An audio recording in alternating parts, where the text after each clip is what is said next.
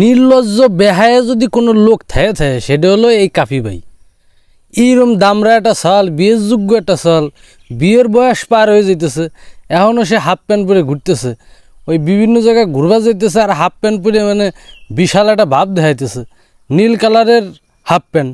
এই যে নীল কালারের হাফ প্যান্ট পরিয়া যে এরকম একটা দামরা সাওয়াল ঘুরতেছে, এটা মানুষ কি বলতেছে?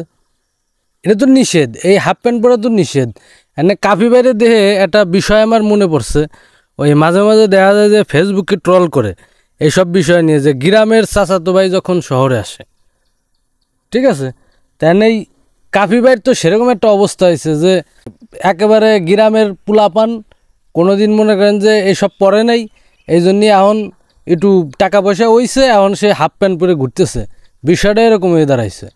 এখন ওই কথা বাদ দিয়ে বাংলাদেশ ক্রিকেটের যে অবস্থা, বিষয় কিন্তু একটা দুটো না, নানা রকম ইস্যু রয়েছে। তার ভিতর বাংলাদেশ ক্রিকেট দল, লিটন কুমার দাসকে নিয়ে মানুষ এত কথা কইতেছে, তারপরে লিটন কুমার দাসকে দলের বাদই দিবার পারল না, মানে অন্য কোনো অপশন নাই, বলতেছে যে অন্য কোনো অপশন নাই।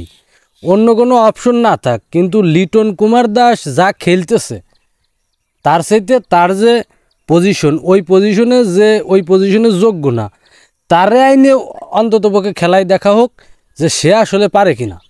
বেহায়ে মানুষের মতো মনে করেন যে এত ধরনের কথা, এত ধরনের আলোচনা সমালোচনা হইতেছে, তারপরও লিটন কুমার দাসকে দলের থেকে, স্কোয়াড থেকে সরানোই গেল না।